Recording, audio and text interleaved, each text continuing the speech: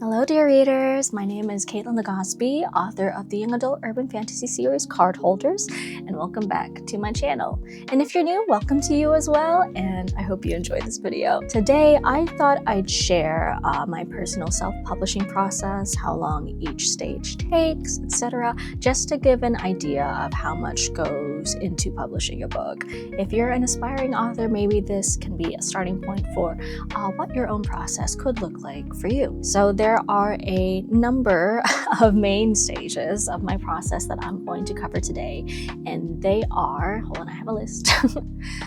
Writing the rough draft, of course, editing and beta reading, and I'll explain why I pair these stages together further in the video. Commissioning book cover art, writing the back cover summary, which is my absolute least favorite part, internal formatting, and finally actually putting the book into the world. So without further ado, let's get into it. So of course, the first step of my publishing process is writing the rough draft. It's pretty self-explanatory. You can't self-publish something if you don't have anything or if it doesn't exist. Now you may be thinking, but Caitlin, what about your entire writing process? Great question. That's a whole different topic I've got saved for a future video. So eventually I will share that. Now I will say the time that it takes for me to complete a rough draft has changed over the 10-ish years I've been writing novels. This is mainly because I've become an adult. And as an adult, I have less time for fun things because I have to, survive. Back when I was in middle school, I could write 85,000 words in roughly 6 months. In my freshman year of high school, I wrote 90,000 words in 9 months. From sophomore year of high school through college, I've been able to write roughly a book a year, and now it takes me about a year and a half to write a rough draft. Granted, the lengths of my books have greatly increased. Think 80,000 to now 120,000 plus. That's a 40,000 word increase at least. So it makes sense that it now takes me more time to complete a draft. Next in my self-publishing process is editing and beta reading. And I've coupled these together because at some point in both processes, they occur simultaneously. To put it briefly, there are about 2 to 3 rounds of initial edits, followed by a round of beta reading, followed by a final round of editing. For my card holder series, I don't have a formal freelance editor. My now husband, who was my boyfriend at the time, offered to edit my books along with me, to his slight regret. He offered, so it's a him problem. But he does, and what the? Tina! Stop! How did you get up here? Curly, you are going to give me a heart attack one day. Don't break anything. Don't break anything. Anyway, my husband has done a great job making word recommendations and cutting out fluff. Also asking questions of why a thing is what it is, because in a way he is giving me a perspective of a reader who doesn't know anything about my world. So if it doesn't make sense to him, it probably won't make sense to the people reading it. Now, because he was a full-time student turned full-time working adult, turned nursing student, turned new grad nurse, turned night shift nurse, it takes a lot of time for him to get through the rough draft the first time. Things do and have definitely gotten delayed, but the end results are worth it. On average, this first round of editing can take anywhere between 8 to 10 months. Within the first round of editing are also rounds 2 and 3, just because our process is kinda unique. To give a glimpse, we both edit using Google Docs. I said it what I said, but it works. After this portion of edits, I send the book to beta readers who've already signed up to read and give feedback on the edited version. I ask for things like pacing, what they think of character development, relationships between characters, what they thought about certain key scenes, etc.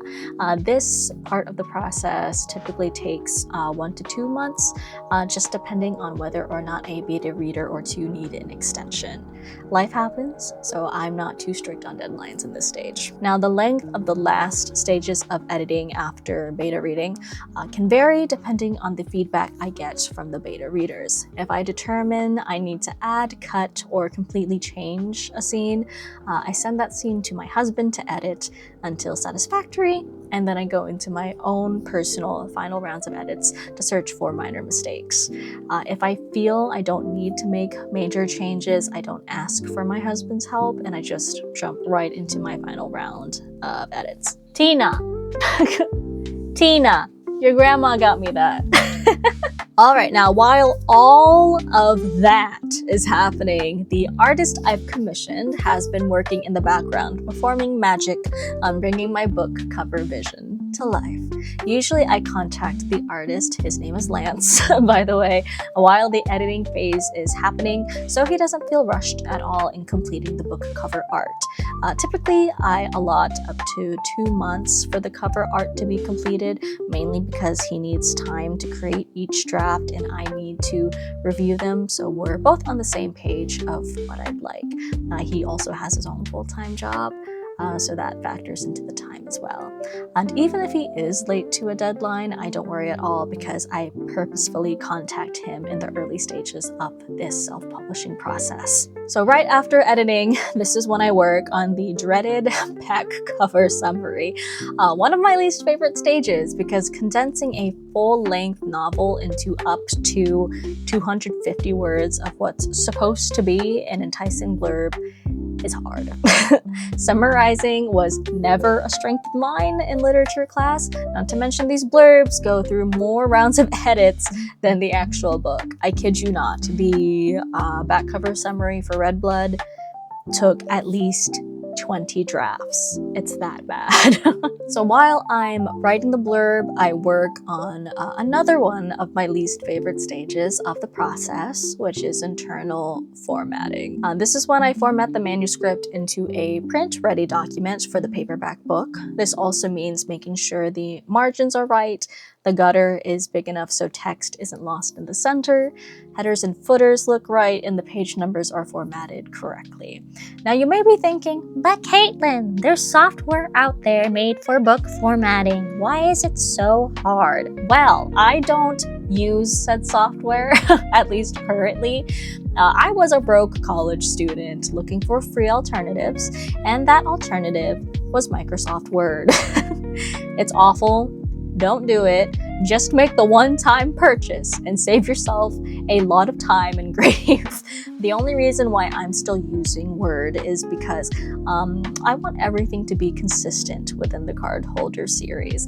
After that, I'm going right to either Vellum or Atticus. Now, even though this part of the process is tedious, it doesn't take too long. Overall, it takes me about 3 to 4 hours tops, but that is divided out over several days, so I don't exactly lose my mind. And now we're at the fun part.